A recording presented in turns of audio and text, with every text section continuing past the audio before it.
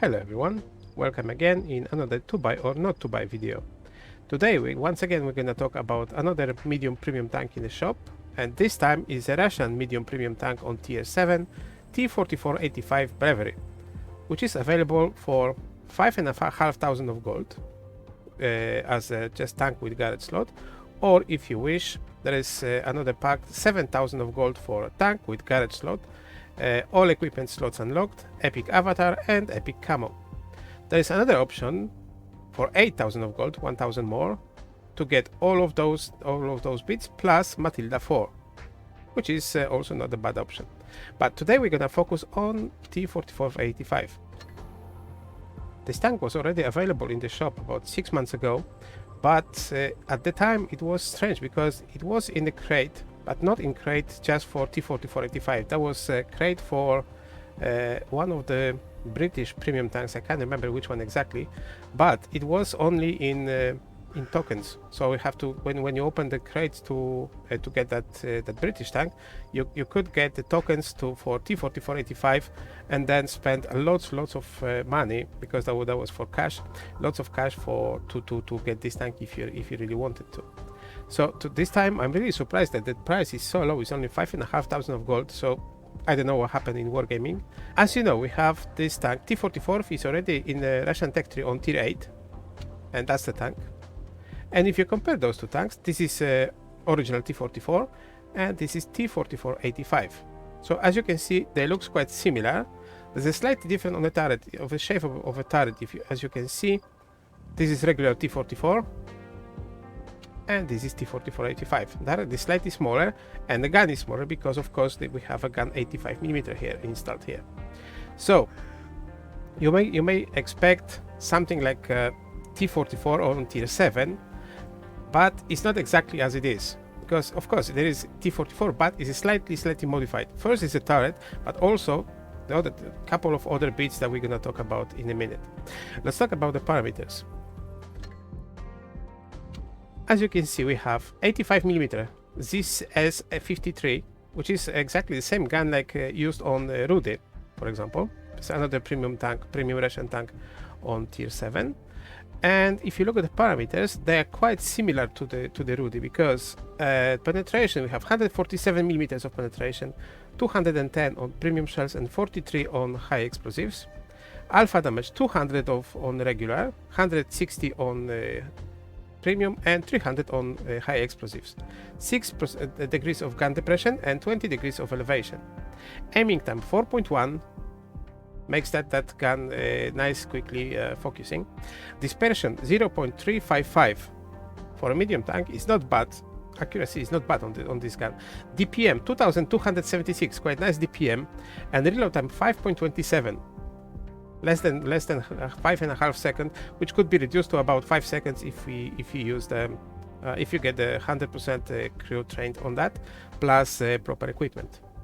Another thing, the speed. We have 34 ton of weight of this vehicle with engine power 650 horsepower. That gives us power to weight ratio on 19.1 horsepower per ton, which means tank is quite fast. And also, if you look at the top speed, 52 km per hour forward and 20 km backward, average speed 36 km, which is also quite easy to achieve, and that makes this tank quite fast. Plus hull traverse speed 50 degrees per second, which means it's also very maneuverable, this tank.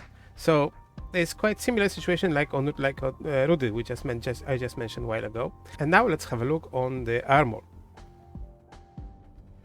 So this is armor profile of T-44-85, and this is armor profile of regular T-44.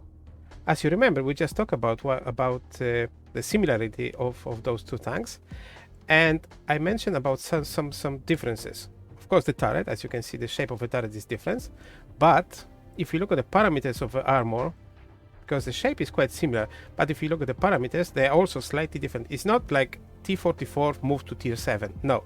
If we look closer, look at this. On the lower part of the hull, bottom part, we have 112mm of armor, when regular T-44 has 116. So we have a few millimeters less. On the top of the hull, the top plate, we have 145 millimeters all over the place, when on regular there was 174, so it was much stronger. So obviously the armor is weakened. On the turret, frontal part of the turret is covered by space armor, so this is quite secured. On the sides, here is probably the weakest part of a turret armor, because just by on the frontal part, just by the gun mounted, we have 127 millimeters of armor only. So as you can see, if we go higher, of course, when you start moving to the angled part of the armor, it goes up. But here on the front, you have only 127, 130 millimeters of armor. So I got to be careful with that. But apart of that, the side of the armor looks quite solid. 138, 140, down to 321. 299, but all of that is nicely shaped and is bouncing quite a lot. Of course, we got to be careful. Like I said, you can be badly hit by in that frontal part, but this part, if you wriggle the gun, if you wriggle the turret, this part should supposed to ding some bullets. On the top of a turret, of course, we have a weak spot, 100 millimeters of armor on the commander's hatch. On top of that is 120. On the side, all over the hull, we have 75 millimeters of armor, and the turret is 104, 101 millimeters. So all the armor here is like a typical medium tank. On the back, no surprises. There is 45 millimeters on the hull, plus 76 millimeters on the turret. So, like I said, typical medium tank. Here I compared 3 medium Russian tanks that we have on tier 7 to compare. In the first row we have T-44-85 that we talk about today. Second row is Rudy, T-34-85 Rudy, which is again another medium premium tank on tier 7, and a regular T-43. And as you can see on the parameters, they're all quite similar, especially Rudy and T-44-85. Basically, a part of a turret which is bit better on T-44-85, all the parameters are very similar. First look at the DPM. We got 2590, and Rudy has 2680, so it is about 100 point of DPM lower than Rudy. Penetration 147 against 144 in Rudy, which is also slightly better here in 4485. 200 of alpha damage, 12.95, about 3-4% lower rate of fire than Rudy, not really significant. Reload 463 against 446, so 0.2 seconds reload slower than Rudy, also very similar. And the speed, aiming time 1.9 against 208, aiming time 1.9 against 208, again not really significant difference. Dispersion pretty much the same, speed exactly the same, 52 against 54, but T-44-85 has a slightly better terrain resistance, which is basically balanced with slightly lower maximum speed, and that's all. Like I said, those two tanks, they are very similar. And the T-43 that we have in regular Tech 3, it looks also, there's not much differences, and if they are, they're not really significant. They're just tiny differences that makes all those three tanks exactly the same. So if you decide or consider to buy this tank, you might need some information on how to use it properly, how to get the best performance on it, or how to play the tank and do not regret the gold that you spent on it.